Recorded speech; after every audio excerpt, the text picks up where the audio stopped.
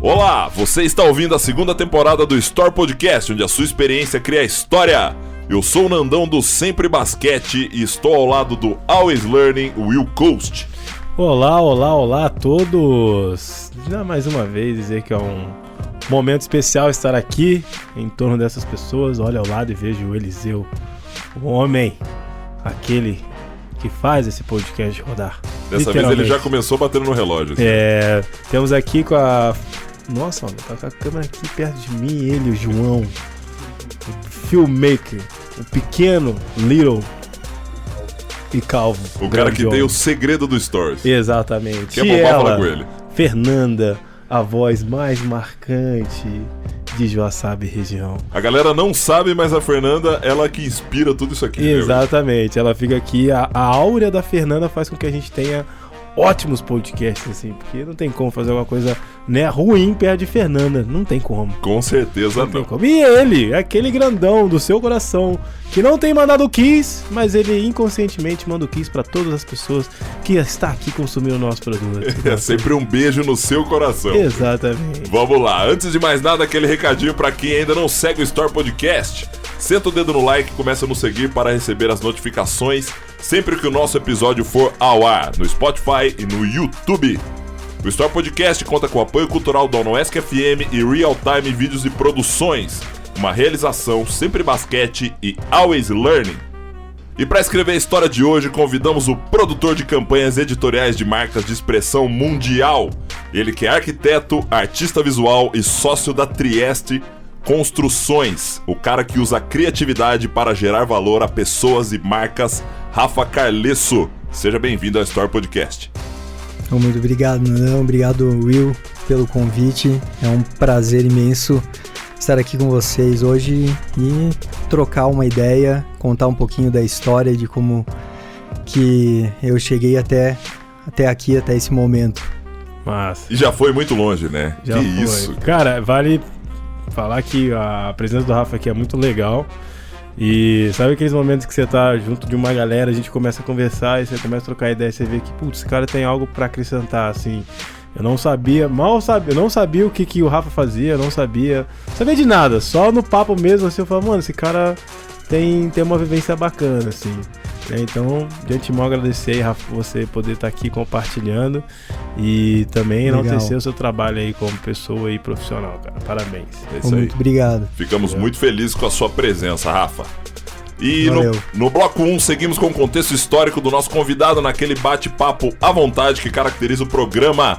No bloco 2, exclusivo para o Spotify e YouTube, teremos o Senta que lá vem a história, onde o nosso convidado vai trazer uma história real que marcou a sua vida. E no bloco 3, o bate-bola, que será uma rodada de perguntas para extrair informações do nosso convidado. Todos prontos, sobe a vinheta, Eliseu, e partiu pra resenha. Bota a música da Copa do Mundo.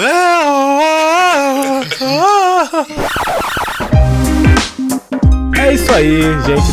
Dando início ao nosso podcast. Novamente agradecer a sua vinda aqui ao estúdio da NASA, a.k.a. Unoesc FM. Dizer que, como eu tinha falado no começo aqui, foi um prazer ter, né, compartilhado aquele momento. Eu conheci o Rafa, a gente estava conversando no momento posterior lá do evento da Decorare, da mostra de Decorare. E, cara, sinceramente, não tinha ideia do seu trabalho, como eu falei antes, mas naquele momento ali trocando ideia eu vi que, putz, o cara tem vivência pra acrescentar e tal. E depois pesquisei e falei, putz, certeza que o cara tem vivência pra acrescentar, Quase né? nada. E aí, novamente, agradecer. E pra gente começar esse bate-papo aqui, né, eu sempre começo trazendo um contexto histórico, assim. Então, logicamente, você fala pros bastidores aqui se é ou não é de Joaçaba, mas dizer pro público que se você é de Joaçaba, não é de Joaçaba. E também como se construiu o Rafa desde a sua criação, assim, até o profissional que ele é hoje. E que tipo de profissional é o Rafa também, né? Pra gente começar a entender. Essa pergunta é a mais difícil de responder. Vamos começar pelo começo, então. Nasci aqui em Joaçaba mesmo. Passei até a adolescência por aqui, né? E aí fui morar em Curitiba.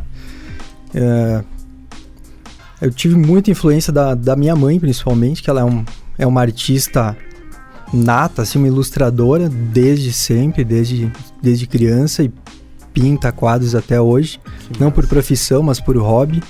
Então eu cresci com muito contato com a arte mesmo e com a música, que também é uma coisa que ela é super fã, assim, é a roqueira. Então cresci com rock and roll e com a arte ao mesmo tempo. Isso aí fez uma diferença bem grande para eu tomar as decisões depois que me levariam a chegar até aqui, né? E em Curitiba eu fui porque eu passei no vestibular lá e entrei para arquitetura, apesar de eu trabalhar hoje muito mais com arte. Mas foi na arquitetura que eu tive esse start, esse começo, né, esse contato com o mundo da arte, com a história da arte em si. E ali que eu me identifiquei com a área, né? Mesmo sabendo que eu queria ser artista. Até tem aquela história, né, que a gente estava falando aqui em off, que quando falei que eu queria ser artista, teve aquela paulada assim que meus pais falaram, e aí você vai ganhar dinheiro com o quê, né? Até tem uma hashtag bastante usada pelos artistas no Instagram, que artista é trabalhador. Sim, tem que lembrar, né? Tem que lembrar que artista trabalha, né? Artista não tá passeando no mundo, ele tá trabalhando, tá tentando sobreviver como todos, né? Então, não dá pra colocar o artista como o cara que faz o que quer quando tá com vontade, não. A gente tem rotina, tem cronograma, tem toda uma responsabilidade para fazer as coisas acontecerem. Só fazendo um adendo aqui, ó. É engraçado que você falou isso porque, como atleta a vida inteira, eu também escutei a mesma coisa. Pô, você joga basquete, mas e aí, você não trabalha? Então, cara, complicado, né? Imagina se eu não trabalhasse, então, né? Bizarro. Precisa de 48 horas no dia, né? Porque só isso. É impossível. Mas são coisas que acabam ficando marcados, assim, socialmente e a parte da arte, assim como a parte do esporte, a parte dos professores também, muitos... eu tenho muitos amigos que são professores também e falam, o que você faz? Eu sou professor. E daí o pessoal pergunta, e você faz o que mais? Pô, né? É uma que coisa é isso, né? É uma profissão, né? É a que isso? define A vida do outro, né? A vida do outro e coletivamente a vida de uma cidade, de um país e do mundo em si, né? Então olha a importância e como ela é vista, né? É uma coisa que é complicada. E isso aí entra tanto para os atletas como para artistas. Então, segue a vida. A gente vai trabalhando para tentar transformar um pouco essa cultura e essa mentalidade de que a gente não é trabalhador. Exato. Mas é muito mesmo. Muito, tá louco. Cara, deixa eu fazer um gancho aqui, né? Tu disse que no primeiro momento, né, você já tinha essa inclinação à arte, né? Mas em que momento, assim, você entendeu que realmente como eu vou utilizar a arte como profissão? Você entrou para arquitetura, né? Como você falou, mas você já entrou com o intuito de trabalhar na arte junto à arquitetura? Ou durante essa condição, durante esse período já na arquitetura, você falou assim, putz, é isso mesmo que eu vou fazer? Ou lá na arquitetura você chegou e falou assim, cara, tipo, dá pra unir os dois? Foi uma junção, foi mais ou menos o que você falou agora no final aí da questão. Quando entrei na arquitetura, eu pensei, como que eu vou fazer para unir arte com arquitetura? Essa era a minha ideia inicial de trabalho, né? E ao mesmo tempo eu entrei na arquitetura, eu comecei a pintar telas, né? A descobrir o que era o meu traço, minha forma de trabalho, como que eu seguiria na questão estética mesmo da arte em si. E foi um processo realmente do zero, assim, eu não era aquela criança que ficava desenhando o tempo todo, como tem muitos artistas e muitos profissionais dessa área que dizem que desde criança já desenhava, já fazia isso. Eu já não era tanto assim, foi mais na arquitetura, quando logo no primeiro ano da arquitetura que eu entrei, já comecei a produzir arte enquanto eu fazia arquitetura, e ao mesmo tempo estudando história da arte e descobrindo como que se deu esse processo, né, de construção da arte como um elemento cultural super importante para a sociedade e para registrar a história da humanidade em si, né? Massa. Nos bastidores aqui a gente estava conversando, né, sobre o quão complexo ou né, o quão profundo realmente significa arte. Eu minimamente não sei, então nós vamos fazer uma pergunta aqui até para também tirar um pouco dessa não leitura do que é arte, né? Eu queria que através do seu conhecimento a gente conseguisse passar para as pessoas que estão escutando realmente o que é arte, para que realmente as pessoas comecem a entender que eu posso ver essas manifestações tanto numa tela como numa rua, quanto numa fala, quanto sei lá, em qualquer coisa. Eu acho que a arte deve estar em tudo, mas eu não tenho esse conhecimento para realmente dizer. Então, para as pessoas, o que seria arte assim? Olha, essa é a pergunta mais difícil que você pode fazer para um artista ou para um estudioso, um cientista que trabalha com o estudo da arte em si, né? Mas eu posso te falar que a primeira expressão do homem na Terra foi arte, né? Que tem aquelas pinturas rupestres, né? Pinturas em cavernas e tudo mais, que eram formas de se expressar e relatar o dia a dia, relatar os animais que eles coletavam, que eles caçavam, né? Uhum. As plantas que eles poderiam comer ou não, né? Então isso foi um primeiro momento de arte, mas uma arte com função. Sim. Né? Então era uma arte que representava muito o que era a vida das pessoas naquele momento, né? Que isso a gente está falando de milhares de anos, né? Então a partir daí que começa a arte. E aos pouquinhos ela vai evoluindo e se transformando. Nossa. Até a gente conversou um pouquinho em off antes, eu vou tentar resumidamente fazer uma linha do tempo aqui, do que a arte representa. É mais fácil dizer sobre isso do que dizer o que é a arte em si, porque cada momento da história ela tem uma característica singular, né? Fiz uma pergunta de Discovery Channel da mais ou menos, dá pra gente fazer um documentário defino só sobre que é arte. Cara, pegou o cara de calça curta, né? Exatamente, dá pra fazer aqueles... Mas já que eu tô com especialista, vamos eu perguntar pra todo mundo que quer perguntar, né?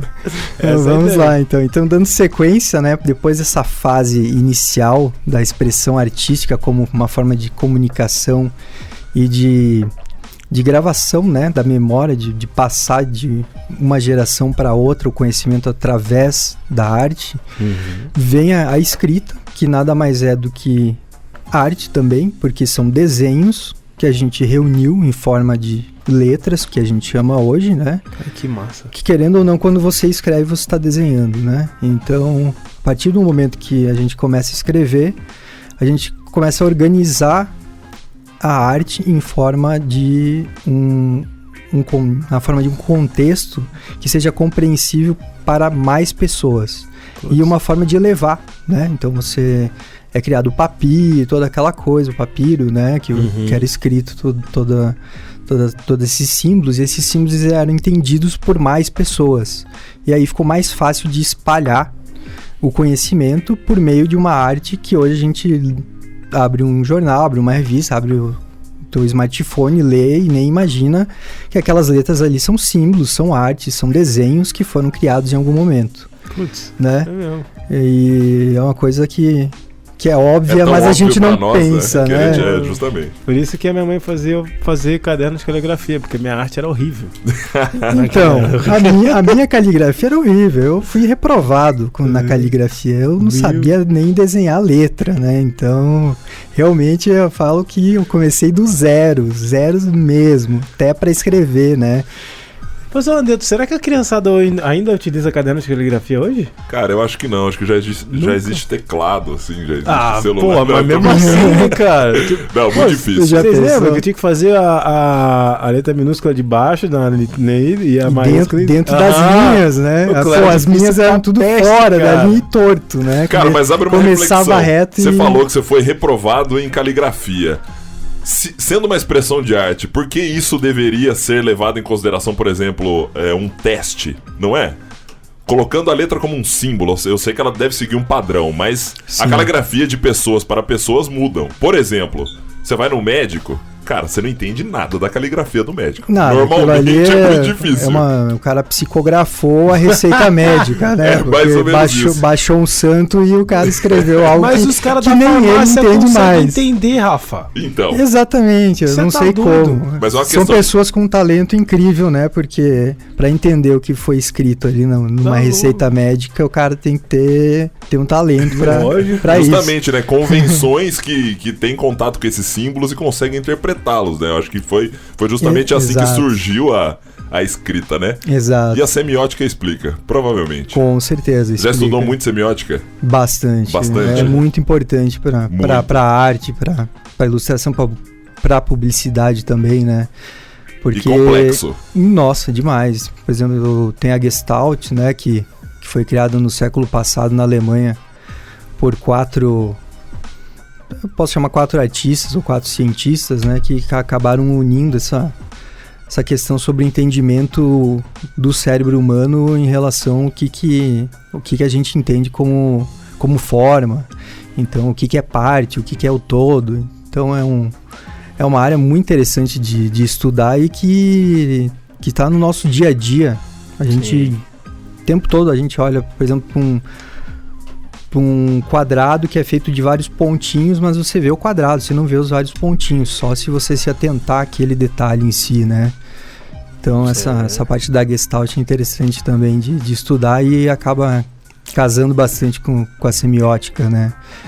Sim, Charles Percy é um cara que pensou bastante, cara. Olha, cara, não sei como que né? manteve a sanidade enquanto estudava a semiótica, porque é um desafio imenso. Justamente, depende muito de como você interpreta o símbolo, né? Com certeza. E, assim, claro que vários símbolos têm as convenções, como a gente citou antes. Porém, muitos depende exclusivamente da sua interpretação. Então, não necessariamente algo que indica tem uma característica pra mim e tem a mesma pra outra pessoa, o mesmo entendimento, né? Tudo isso. Então, o quão complexo é o ser humano. Então, calma Exatamente. aí. Deixa eu traduzir pra galera leiga igual a mim, tá? Eu ignoro essa condição, não por condição de, né? Por não entender mesmo. Vocês estão falando aquele negócio que a galera vai no médico, bota um desenho, a galera olha e fala, isso aí é uma coruja. Aí pergunta pro outro, o cara fala que é uma... Ou não é? Não necessariamente. Não é? Mas então explica de uma forma assim. bem simples assim pra galera entender o que é semiótica, porque é uma coisa que eu sei que tá no nosso cotidiano, né? Sim. Tá na TV, tá no raio do telefone aqui, nesse Instagram do caramba, porque a gente fica clicando nos negócios que não queria clicar. Mas o que é realmente então para as pessoas, para elas entenderem isso? Então, resumidamente, né, a gente pode ter graus de importância ou formas de organização das imagens, dos símbolos, e conforme você trabalha com essa parte, você consegue dar ênfase para certas coisas ou direcionar o olhar, o pensamento, a própria imaginação das pessoas a partir desse processo. Ah, tá. Então, acho que fica um pouquinho mais claro, né, para entender o que é tudo isso. Agora sim. E aí faz você clicar lá naquele botão que você não ia clicar. Mas é assim mesmo. Então é uma forma de estratégia também, né? Que é utilizada para várias áreas. Então o famoso engana nós. É isso aí. Exatamente. Esse é o Story Podcast, onde a sua experiência cria história. Eu sou o Nandão, tô aqui com o Will, hoje recebendo o Rafa Carlesso. Rafa, nos bastidores também a gente conversou sobre a sua participação em algumas marcas mundiais, sendo ilustrador, etc. Conta um pouquinho de como foi trabalhar com isso, a sua experiência, como você fez o network para chegar até lá E certo. fez trabalhos incríveis que a gente ficou aqui boca aberta. Eu particularmente fiquei, então queria saber um pouquinho legal. mais dessa história. Obrigado. E não esquece de falar com quem que ele trabalhou também. Sim, né? claro. E uma coisa que eu já vou deixar aqui... Vou deixar ele falar. Mas antes de tudo, eu sou um cara que me considera um consumidor de arte, né? De forma até orgânica, por ter vindo de uma... E cara, velho, por isso que às vezes eu fico um pouco... me pega uma inquietude, assim, de a gente não ter tido a oportunidade de ter conhecido não só você, mas as suas obras antes. Entendeu? Porque como a gente tá... Cara, é uma pessoa de Joaçaba, né? Que já trabalhou para diversas marcas aqui, que na hora que provavelmente você for falar, ou o Nandão for falar, que a galera vai assim, nossa, mas caramba. Já? Tipo, caraca! E tipo, é um cara que, pô, super acessível, tá aqui. Imagina o quanto de pessoas poderiam ter a oportunidade de conversar também contigo, que também tá se envolvendo na área, né? E tá aqui, cara. Então, tipo... Como um dos objetivos também é isso, como eu te falei no bastidor, né, Rafa? É fazer com que as pessoas se aproximem também dessas histórias, né? Sim, e, pô, a gente tem uma referência aqui a nível mundial, vamos dizer assim, pô, em Joaçaba. Então, galera, né, vamos fazer uma força para divulgar também mais esses nomes, né? E se você conhece também pessoas tão fantásticas como o Rafa, manda no nosso direct aí, a gente traz ele aqui no nosso podcast. Mas diga, Rafa. Isso aí, quanto mais divulgar a arte e os artistas, mais a gente vai trazer proximidade com todo mundo. Exato. E como a gente tinha conversado, né, em off, a arte, quando a gente fala a palavra arte, a gente acaba associando muito com museus, né, com galerias, acaba voltando muito na história e pensando em... Sempre cito que é o caso clássico, né, que é a Mona Lisa do Leonardo da Vinci, né? Uhum. Fala em arte, você lembra daquela pintura que é clássica e daí que todo mundo discute se ela tinha dente, se ela estava olhando para um lado, estava olhando para o outro, cheia de histórias, cheia de mistérios, né? Mas era uma arte muito mais elitizada, né? Então era um processo muito diferente do que acontece hoje, né? E até vou voltar um pouquinho, falar que a arte ela sempre precisou muito de financiamento para acontecer, né?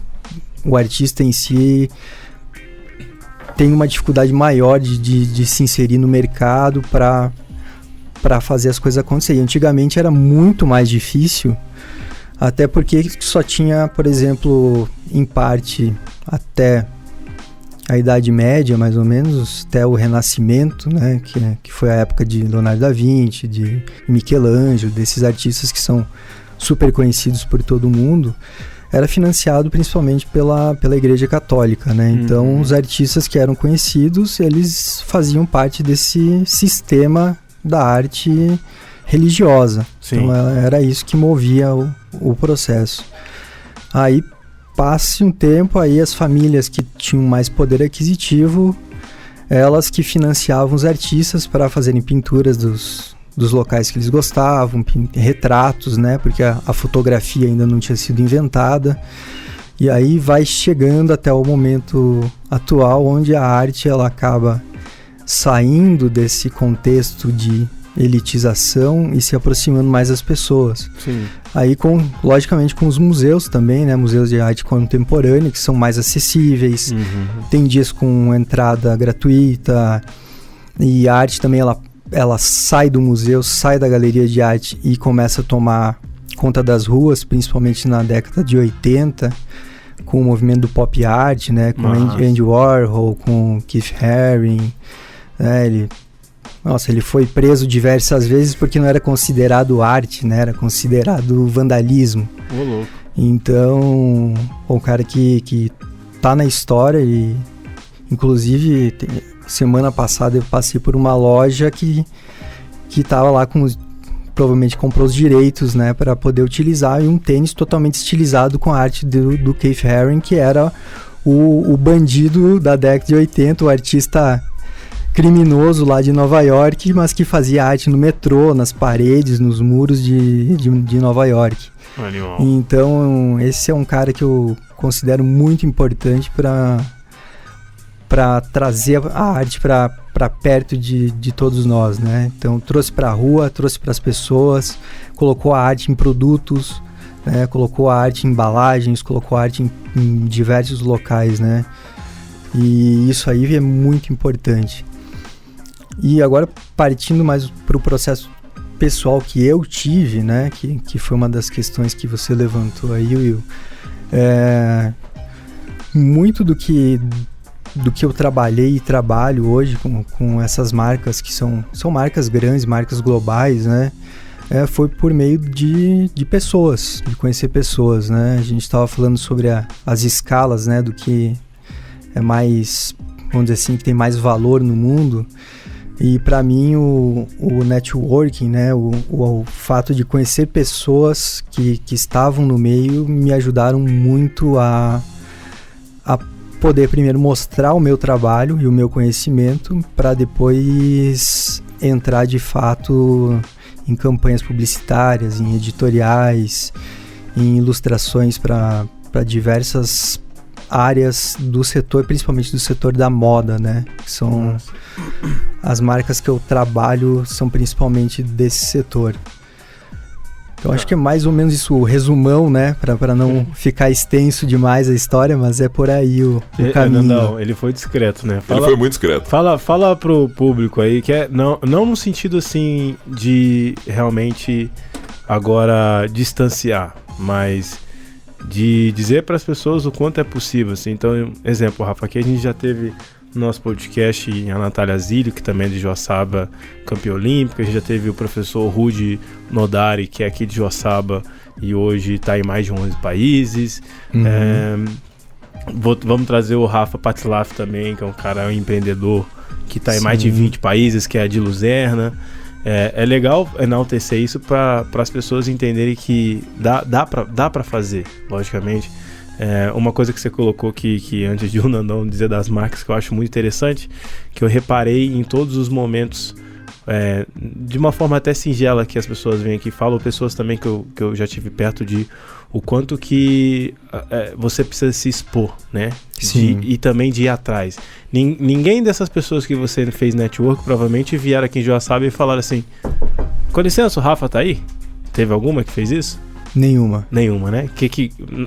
Você teve que se propor a fazer?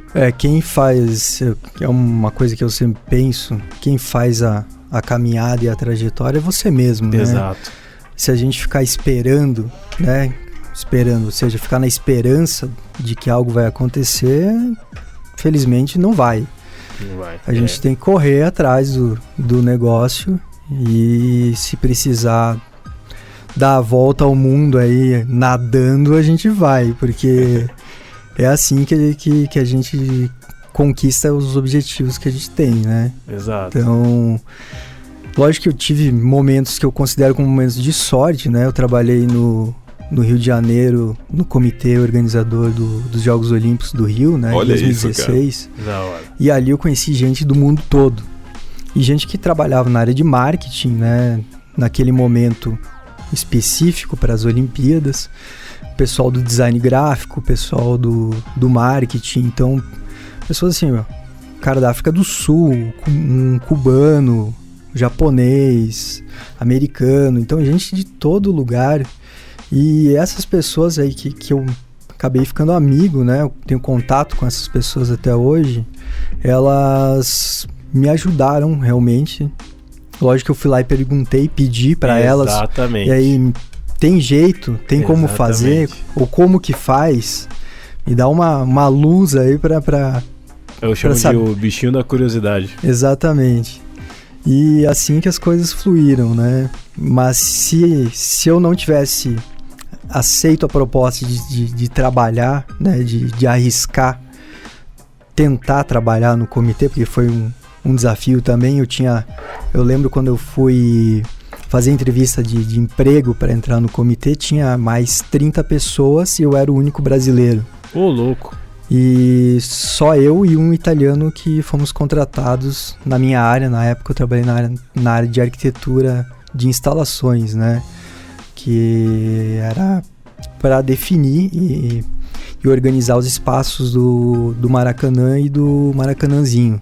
Caramba. Então foi um desafio grande mas que o mais legal não foi nem a parte das Olimpíadas em si, mas a de conhecer pessoas do mundo todo e todas reunidas num lugar só. É incrível isso, é uma experiência única. Antes de ler a bio dele aqui, queria fazer uma reflexão sobre o que você falou, porque eu imagino assim, o processo criativo de uma situação como essa, participar de um comitê organizador dos Jogos Olímpicos, onde você precisa atender pessoas de diversas culturas e do mundo inteiro, numa comunicação onde todas essas pessoas vão olhar e vão entender o que está acontecendo, né? Que você vai realmente passar sua mensagem tendo experiências de brasileiros, de cubanos, de ingleses, de seja lá o que for. É incrível, esse processo criativo deve ter sido um negócio assim surreal, né?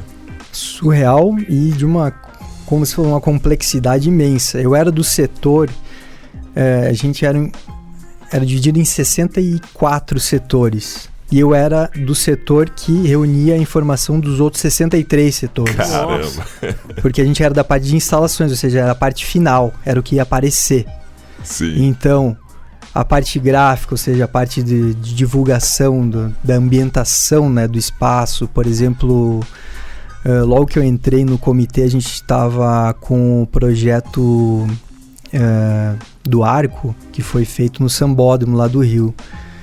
E tem uma comunidade atrás que é bem carente, né, e tal, bem situação de bastante vulnerabilidade, né, e infelizmente a regra era cobrir de alguma forma essa parte para não aparecer. O background tinha que tirar. O background tinha que ser bonito, tinha que ser feito para televisão. Sim. Uma coisa bem maluca, né? Sim. E querendo ou não, a gente acabou não deixando. O Brasil é isso, o Brasil tem as suas características, suas peculiaridades e a gente vai seguir dessa forma, né? Então tinha muita briga porque realmente eram culturas diferentes e objetivos diferentes que tinham que ser unificados, né? Tinha que afunilar para chegar num ponto final e dizer que a instalação está pronta para receber a modalidade de arco. E a gente ali naquele setor, que é o setor de instalações, tinha que unificar tudo e dizer, tá certo. Uhum. E a responsabilidade ficar nas nossas costas ali. Mas acabou dando muito certo. As Olimpíadas foram um sucesso. Sim, com certeza. E o mundo inteiro assistiu, né? É o maior evento do mundo. Esportivo do mundo. Não só esportivo, é o maior evento do mundo mesmo. Em todos os setores. É o mais assistido também. Mais do que a Copa do Mundo que está acontecendo agora. Mais de 2 bilhões de pessoas assistem simultaneamente aos eventos. Então é muita gente, e em fusos horários totalmente diferentes também. É incrível. Sim. Caraca, animal. Seria essa a prova de que diversidade, William, você que gosta de falar de diversidade, mesmo que esteticamente não aceitável, digamos, faz parte de arte. Total, cara. É uma expressão artística. Total. Né? Você ter que cobrir a favela, digamos, né? Porque necessariamente era isso. Sim. Não, isso faz parte do contexto. Então, é uma expressão de arte do Brasil, é a realidade, é a cultura. Exatamente. E cultura e arte são basicamente a mesma coisa. Ou a arte são expressões culturais, ou a cultura vem através das expressões artísticas. Aí elas acabam até se confundindo e se mesclando, né? A cultura e a arte, elas caminham juntas, né? Sim, uma faz a outra. Com certeza. Vamos lá ler a bio do moço aqui que você pediu? Pra galera entender. Vou fazer algo inédito aqui. Na arquitetura, trabalhou no comitê organizador dos Jogos Olímpicos do Rio de Janeiro, nos projetos do BRT de Vitória, no Espírito Santo, e na futura Marina da Beira-Mar de Florianópolis. E nas artes visuais, já produziu obras para campanhas editoriais de marcas como Hermès Paris, não sei nem pronunciar isso aqui. Hermès Paris. Hermès Paris. Escuta a trap, se você escutar Hermès Paris, Gucci, Kenzo, The North Face, entre outros. Também já participou de exposições em São Paulo, Lisboa e Londres. Eu vi uma agora no seu Instagram da Tiffany, né? Tiffany foi a última que eu trabalhei. A primeira empresa de Nova York que eu tive essa oportunidade de trabalhar. Era um editorial, né, para divulgação tanto em redes sociais quanto na própria revista da marca, que ficam nas lojas, né? Da própria Tiffany.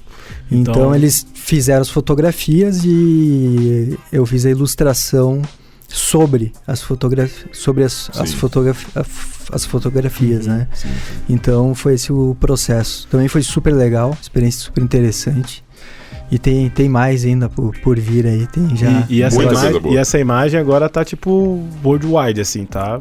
Já rodou bastante, como era uma coleção cápsula que eles chamam, né? Que não é nem... Como a moda ela sempre foi separada em estações, né? Nas estações do ano. E hoje tem esse conceito de coleção cápsula, que são lançadas em períodos intermediários para alcançar públicos diferentes ou para trazer novas ideias, novos conceitos, testar novas propostas das marcas, né? E aí são normalmente os trabalhos que eu acabo fazendo, que são mais experimentais, né? Que massa. E aí que a arte acaba entrando junto com a moda, né? E nesse caso com a joalheria. Massa. Então...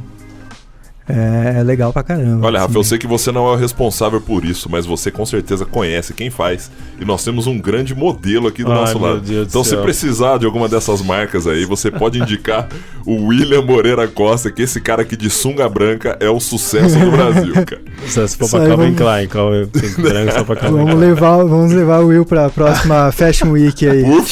Por favor. Eu tenho certeza que você conhece o cara que manda nisso aí. É porque eu tô brincando, pô. Teve agora aí a São Paulo Fashion Week, né? Podia já ter emendado aí. Pô, dava pra ter emendado, pô. Perdemos lá, o talento. Tava lá, inclusive. Tem um amigo meu da minha cidade que desfilou na Fashion Week por 2 anos. Que legal. Na época eu fico brincando que a Calvin Klein coloca os negrão de cueca assim nos banners gigantescos quando você sai do aeroporto, né? E eu fico brincando. Tem que contextualizar. É que o Will desfilou na Decorare. Sim, eu estava lá. Provavelmente você viu. Eu vi. Então, e isso aí virou uma piada interna aqui nossa. Eu não podia perder essa oportunidade. Isso aí. Deve ter foto, né? Tem foto, tem figurinha e tudo figurinha mais. Rodando. Eu mesmo sou, tem umas 3, eu fico mandando pras meninas. Já. Zoeira. E pro Eliseu. Cara, mas assim,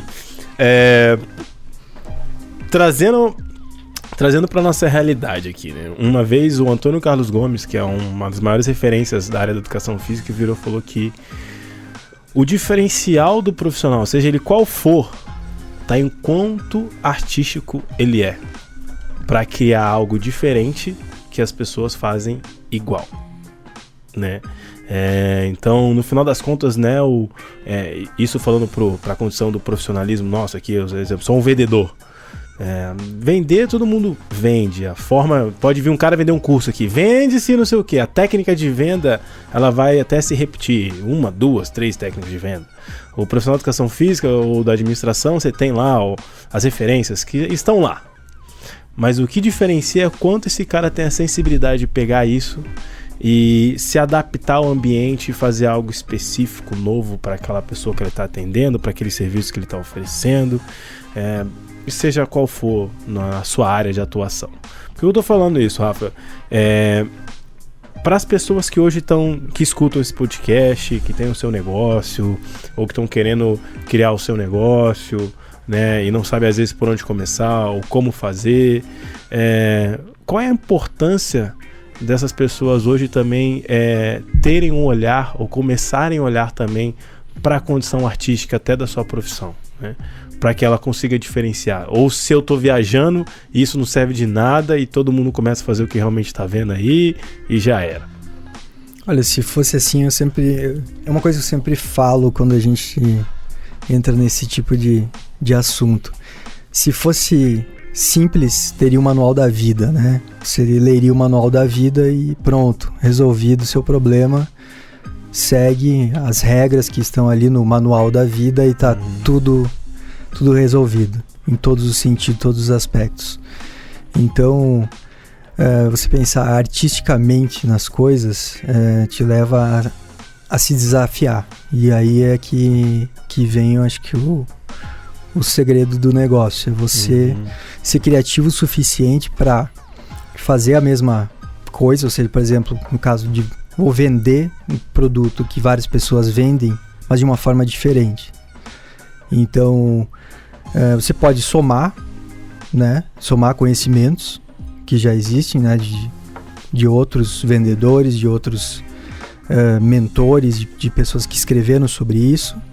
Ou você pode entrar num super desafio e tentar criar algo realmente inédito para fazer algo acontecer, que é muito raro, né? Até porque a gente tem uma linha histórica em quase todas as áreas, né? Algumas áreas que surgiram agora que são realmente o que todos falam que são disruptivas. Tanto se fala nessa palavra, pouco se entende dela, né? É difícil ser disruptivo num mercado que é imenso, né? Num mundo gigante com 7, quase 8 bilhões de pessoas. Onde tudo praticamente já foi feito, né? Você vai pensar assim, eu pensei, tive uma grande ideia, daí você coloca lá no Google. Com certeza o chinês já fez. O chinês já fez, o japonês já aperfeiçoou e você achando que... Tava descobrindo. Uau, nossa, tive a ideia que vai mudar o negócio todo, mas não é assim, né? Mas eu também... Eu posso só... Claro, mas não é pra desaninar, mano. Não é pra se desanimar. Porque não. O fato também de você ser uma pessoa que está iniciando tal coisa que talvez o cara chinês já fez, mas vai demorar 2 anos pra chegar aqui, isso também já é uma vantagem. Sim, existe a magia em você, pelo menos, considerar algo totalmente diferente, né, da sua realidade. Exatamente. Com certeza. Se você se aproximar mais da realidade que você vive, do ambiente que você vive, você vai criar algo melhor, né? Você não pode, por exemplo, utilizar uma técnica lá chinesa e aplicar aqui em Joaçaba, no Brasil, porque a cultura é diferente, né? E todo o contexto do local é diferente. Então, quanto mais você se ambientar, mais você vai conseguir criar diferencial. Eu acho que é por aí. Eu acho que a gente tem que dar muito valor ao ambiente em que a gente está inserido. E a partir daí você pode pegar técnicas que foram criadas ou inovações que tem no mercado e que ainda não chegaram aqui e unificar isso, né? Pegar esse produto, esse serviço, esse método e aplicar no ambiente, né? Sim. Putz, é isso aí.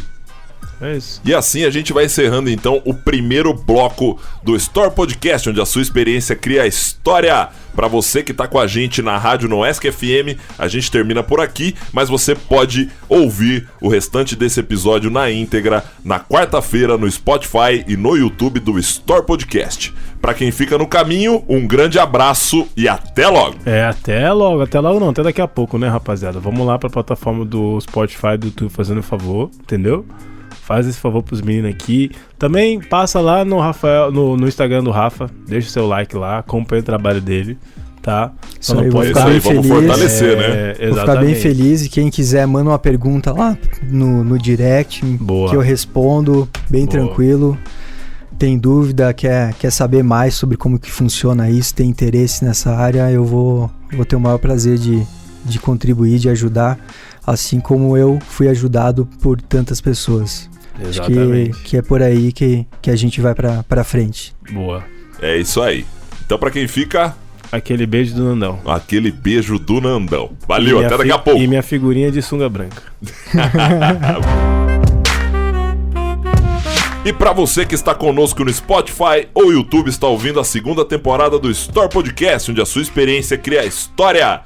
Damos sequência agora com Senta Que Lá Vem a História no bloco 2, onde o nosso convidado vai contar uma história marcante pra nós. E aí, Rafa, o que você trouxe pra gente hoje? Vamos lá. Acho que uma história só não resume tanta coisa, né? Então vamos tentar... Mas eu sei que teve alguma coisa aí que é inesquecível. Pô, tem várias. Cada trabalho que eu faço, assim, cada experiência que eu passo são marcantes. Eu vivo bem intensamente as coisas que eu faço, assim, porque eu curto mesmo o trabalho que a gente chama de trabalho, né? Mas é a nossa vida, né? Então, sim. Pô, todo dia a gente tá fazendo algo pra nossa vida em si. O trabalho é uma consequência. Exato. Mas vamos lá, dá para começar até no próprio Comitê Olímpico, que teve assim umas coisas que a gente estava fazendo uma reunião sobre os relógios que iam ser instalados lá no... Estou falando da parte de arquitetura, né? Depois a gente vai para a arte. E era a Omega, né? Que é a patrocinadora oficial das Olimpíadas. E aí chegou um cara gigante, tipo Nandão assim, fortão, grande, mas terno e gravata, lá de Nova York. E a gente tinha feito uma reunião antes, já tinha planejado tudo certinho, não sei o que. Aí a gente apresentou pra ele, o cara tinha chegou no dia e voltava no mesmo dia. Porque Nova Iorquino tem mais pressa que paulista, né? Mas sempre tá parado no trânsito. Exatamente. Vai fazer o quê? E aí a gente tinha feito a reunião, tudo certo lá, pessoal, né? Meus parceiros lá tinha um americano, o cara da África do Sul, um cubano e um chinês, que ia participar dessa reunião aí pra gente planejar o negócio. Esse cara era o representante da Omega? O grandão? Era um dos executivos da Omega, e ele tava lá pra definir o que ia ser feito e quanto que eles iam investir no negócio, que nunca é pouco, né? Nossa, um evento imagina. desse tamanho. Aí a gente fez a apresentação lá e tal, ele olhou e disse: bom, legal, vocês apresentaram tudo, mas eu não vi meus relógios aí, onde é que tá? Pô, a gente apresentou um projeto que era de outro negócio. Era tipo a reunião seguinte que a gente ia fazer. Aí o cara disse: cadê o Omega, cara? Vocês não querem trabalhar com nós? Caramba! Eu falei: vamos começar de novo. Ele falou: mas eu tenho pressa, tenho que voltar pra Nova York, tem que seguir a vida. Cara, e o cara não parou nenhum momento pra falar que não era a apresentação Não, dele. ele esperou a gente terminar, passar vergonha pra caramba.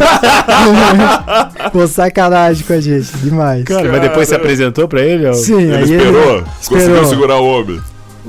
A gente teve que dar aquela forçada, assim, dar uma acelerada, fazer uma reunião que era de 1 hora virar em 15 minutos e apresentar tudo pra ele. Pô, você transformou uma apresentação de 1 hora num pitch de 15 minutos, cara. Exatamente. Isso aí no improviso total, porque a gente tava com um plano, né, já definido, porque a gente tinha um tempo antes, a gente sabia que ele viria naquele dia, então estava previsto. Só que tinham outras coisas acontecendo ao mesmo tempo, né? Devia ter 1000 coisas acontecendo ao mesmo tempo.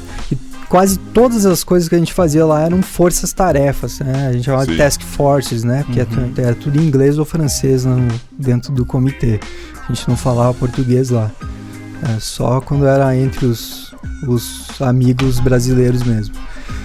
E, cara, aconteceu essa coisa muito louca e eu vi o cara brancão, assim, ficando vermelho e tal, e foi indo, eu não entendendo porquê, né? E chegou no final, ele disse: pô, vocês estão me apresentando um negócio que não tem nada de Omega e não tem nenhum relógio no projeto de vocês. Caramba. E aí a gente apresenta. Deu certo? Ele compraram a... Fechou. Teve algumas alterações, mas bem tranquilas, assim, bem pontuais, mas foi uma coisa divertida, né? Ai, na hora foi complicado, assim. Nossa, imagina, né? Perder um player desse. Suar frio, cara. Eu pensei: pô, acho que amanhã vem a conta, né? Acho que eu perdi o emprego aí. Cara, só uma pergunta: quanto tempo foi esse trabalho, né? O tempo que durou todo esse trabalho, né, no comitê? O trabalho do comitê, ele começou em 2012. Caraca. E foi até 2016. Pô, você trabalhou 4 anos, velho? Eu não fiquei os 4 anos. Tá. Até porque a parte que eu tinha pra fazer foi finalizada antes, né? Que era a parte de definição dessas questões, né? Então a gente entregou os projetos e o nosso setor foi desmontado. Que era tudo provisório, né? Sim. Tanto que a gente começou no escritório lá na Barra da Tijuca, depois foi pra Cidade Nova, do lado da prefeitura, porque facilitava as reuniões com o poder público, né? Sim. Pra poder viabilizar e tudo mais. Que é a famosa... Sim. A prefeitura do Rio é conhecido popularmente como Piranhão, né? Piranhão? Piranhão, o nome da prefeitura lá no Rio. Olha só, que credibilidade que você dá pra um negócio desse, né? Eu acho que o Rafa manja de fazer uns eventos, né? Nossa senhora. Mas assim, só pra terminar esse bloco, na hora da aplicação, você não tava... Não, na hora da isso?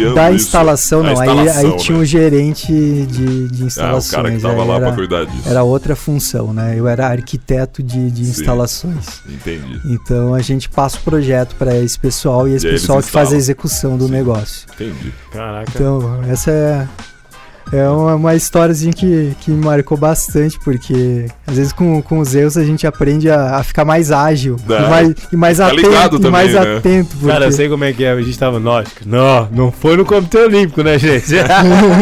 Mas nós tava fazendo um projetinho ali no Inovale. Por aqui mesmo. É, por aqui mesmo, fica tranquilo. Mas eu me motivei com isso aí que você falou.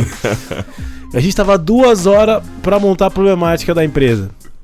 Que era a problemática, né? Pra depois, né, fazer a validação, depois pivotar, fazer o diabo, né? E, cara, a gente 2 horas. O negócio era pra entregar 1h da tarde. Era tipo 12:42. Veio a professora e virou e falou assim: não, mas assim eu acho que tá errado aqui, não sei o que. Passou 5 minutos ela conversando e falou assim: então nossa problematização tá errada, né, moço? Ela falou: exatamente, tá errado. Sim. Cara, a gente montou uma nova problematização em 10 minutos e disparamos pra nossa rede de contato. A gente falou assim, aí a galera ficou puta, né? Imagina. Pá, a professora vem nos bastidores. A professora vem aqui e fala que não sei o que ele tá ruim, que não tá ruim, não sei o que, tivemos que mudar tudo. Na próxima vez eu não chamo o professor. Eu falei, gente, pô, a mulher foi da hora pra caraca com a gente, olha só. A gente ficou 1 hora, quase 2 horas, igual uns bocó pensando em como salvar a lua. A mulher vem em 5 minutos, tá com a bomba atômica, em 10 minutos a gente resolveu. Exatamente. Você vê como a eficiência às vezes vem na pressão, mas na pressão mesmo. Entendeu? Tipo, como diz o meu parceiro Lucas, que hoje é diretor da DASA, ele fala, a pressão é um privilégio. Exatamente. Tem hora que não precisa, né? Mas tem hora que vem, mas cara, Mas ela legal. Também causa burnout, então vamos devagar, hein, pelo amor de Deus. Tem que ter equilíbrio. Tem que ter equilíbrio. Primeiro tem um burnout, aí tu se equilibra. Até pra você saber como é que é ter um burnout. Se ninguém teve burnout, tem que ter uma vez, pelo menos, pra ter uma experiência só diferente. Sentir, né? É isso aí. E é com esse relato de como não perder um player desse tamanho que a gente encerra o bloco 2 e vai direto pro bloco 3 pra fazer o bate-bola. Rafa, tá preparado pras perguntas? Acho que sim. Acho que sim. Imagino. Quero saber quais são as perguntas. Não, né? É bem tranquilo. Essa aqui é pra gente voltar pro contexto do programa e tirar algumas informações sobre reflexões da sua vida e alguns conceitos dela. Beleza? Legal. Lembrando que a gente tem 24 segundos. Na hora que eu terminar a pergunta, o Will solta o cronômetro aí, sem pressão, você pode responder. Não, sem pressão, só 24 segundos, bem tranquilo. Então vamos lá, eu vou começar com uma aqui já pra fazer você pensar. Que artista você gostaria de ser se não fosse você?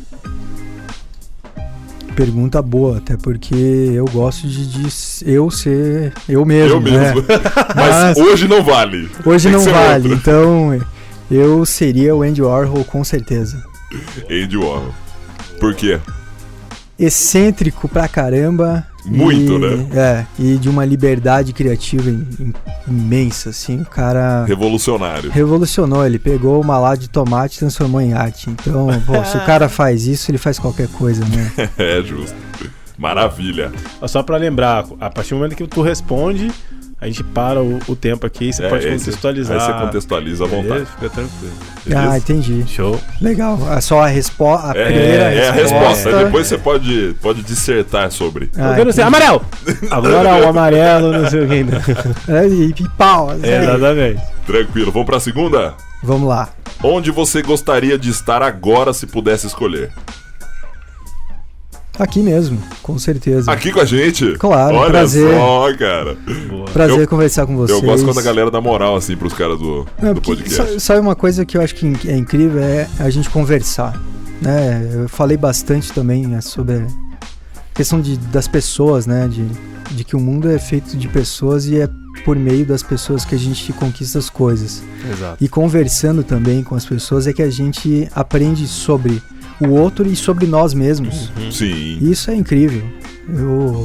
Por isso que eu estaria aqui mesmo, com certeza. Pô, obrigado. Cara, você falou uma coisa muito legal. Quando você às vezes fala de você, ou quando você analisa ou tenta falar, expor alguma situação, você acaba refletindo sobre ela, né? Exato. Acaba sendo muito um legal. espelho. Um espelho, É um exatamente. negócio incrível. Já entendi. Esse tempo atrás eu tava passando por algumas coisas, comecei a falar. Na hora que eu tava falando, comecei a analisar. Falei, poxa, se você sabe, por que você não consegue resolver? Então, E você não tinha pensado eu não nisso, tinha pensado né? nisso até que eu...